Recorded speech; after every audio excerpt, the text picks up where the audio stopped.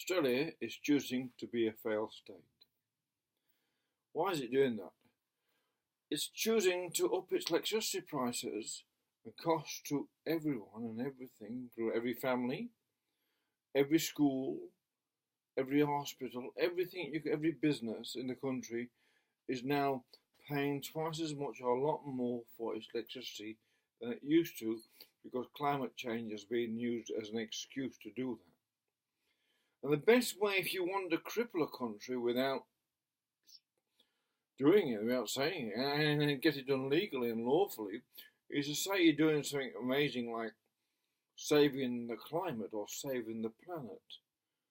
The odd part about it in Australia's case is that Australia is such a minuscule amount of people, a minuscule amount of CO2 in the whole complex of that, in the CO2 oxygen cycle. And yet, the strange part, the odd part, is they make the most noise in the world about it. Of all the people in the world about it, apart from some oddbods in America, Australians are making the most noise of all the people in the world that they are somehow in charge of the global population and the global climate, because although that they do not understand the rest of the world is getting on with it and needs energy to create its populations and its economy, and especially in the northern climes when it gets below freezing during winter, you can't not warm millions of people or run businesses on wind generators and solar panels. So the idea of wind and solar itself, although it's the greatest myth created within the media and the politics that they can actually run a system like this, belies the truth of that. These things are a money loss making system. And it's simple to see why, because the amount of money paid into wind generators when they just stood there for 7 or 8 days and there's no wind blowing, is they're losing currency for the people who've invested in them, because they've got to pay rent for them and pay them off. And so they're a currency loss system. Therefore, the energy, which is currency, is going to come from somewhere else. But that's something too complicated, apparently, for most people in Australia to understand, that currency and current are similar, and they mean in the energy flow through society is created by energy density and where the energy resource comes from, or what energy resource they use to create the energy. For some reason, that is has to be a psychological one. Australians are demanding their country go broke, sacrificing poor people and old people and people with less money than themselves to save a climate from changing. It makes no logical sense. It's antisocial for us to have one lot of people actually campaigning in politics to up the cost of electricity, which then obviously drains the economy or drains the finances for those less capable of paying their power bills and their rents and whatever. The lower people on the lower incomes are getting hammered the most by the so-called socialists on the left, who are saying they're the kinder to the people, they're the ones with more softer hearts toward the people. I seem to be forgetting that the same policies they have to do with related to climate change is actually directly causing hardship to women, children, and the men who are unemployed because of this depletion of currency, massive amount of debt, in chasing solving a climate change, which is basically a theory anyway. It's certainly unscientific to suggest that Australia is involved with the climate change when it's not. And this is the thing, regardless of the science of climate change, basic common sense says Australia cannot do anything about it. And yet Australians, apparently, according to the polls, want something done about climate change. And now what does that mean, want something done about climate change? Can we identify what that want is first? because what is climate change? How can you determine what climate change will be? And then what can you determine what the outcome can be to say what you want to be done about a climate outcome? I mean, how can you know what you want to be done about something when you don't know what the outcome is? It's illogical. The whole thing is illogical and irrational. It's created with the media and the politics to purposely drain the country of currency, and eventually, through manipulating the prices of power up, but whether it's emissions reduction nonsense, to then destroy all the manufacturing in the country, and therefore destroy the means of productivity, and therefore send Australia into become a failed state. And it's done within the corporate politics system itself, the Labour Party and the Liberal Party. We've just had an election here, and the Labour Party and the Liberal Party, although one has won and one has lost the election, both are on the same sides when it comes to destroying the economy of Australia and creating a failed state. They'll be well reported. All these politicians and all these people going along with saving the climate thing or in taxpayer-funded jobs will all be really well rewarded for their effort of destroying the economy of Australia by insisting power prices are going to be so high, because somehow that sort of lowers the temperature down of global climate by power prices being so high. There's no actual mathematical or scientific connection to that. But all the reason the power prices are so high is when the wind doesn't blow or the sun doesn't shine, people have invested in assets that half the time don't work. They don't produce any income.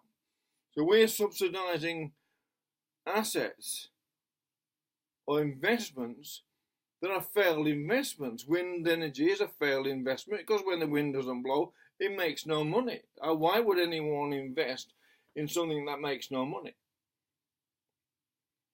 Why would governments subsidise then super rich corporations when this subsidising these corporations and upping the cost of electricity is depleting the ability of society to create employment and making it harder and harder and harder for people on the dole, on welfare, to get into jobs because they're destroying the means of creating real employment. Because most of the jobs that have been created in Australia the last few years have been by the government in the government services itself, not in actual real employment in productive systems. And as soon as the Labour Party, the party that represents the workers, is most steadfastly against doing anything that improves productivity at all by he wants to ban all coal and he wants to ban all coal mines and everything to do with coal, which then you cannot no longer run an economy at all without baseload power. This is just a simple fact of the matter. It's impossible to run an modern economy, with something that half the time doesn't create any energy like wind or solar. You can't run a modern city with something that sometimes is not working whatsoever. Soon, within days of no wind, all your storages blocked would be no longer working. All your storage systems, for one, would be no longer working just on wind power alone.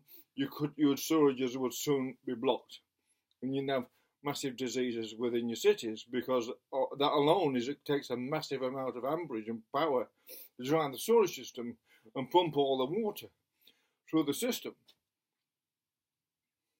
This doesn't seem to be taken into consideration in all these campaigns for saving the climate, and I'm saying there should be a campaign now against saving us from those climate fanatics trying to destroy the productivity of Australia, create trillions of dollars worth of debt for no net gain whatsoever when it comes to climate change at all. Not one iota of a gain can be for billions of dollars invested. So therefore all that money goes out of the system and creates a massive debt within not just the country but within the people itself. They've got to use more and more credit cards to make up for the loss because of the energy bills. Energy bills come in, they're quite frightening for some people. And then they've got to use a credit card to pay for groceries or something. And these things are not said about, they're not spoken about. In the election campaign, no one ever stood up and said anything that made any sense. It was a fake election campaign. because any rational person can see that what they're doing with energy in Australia must eventually create a bankrupt state of affairs. Because if you want to destroy economy, you raise up the house prices and rents, and then you raise up the cost of running them through electricity prices. Because electricity is ubiquitous, everyone needs it, you can't do without it. So they get everyone trapped.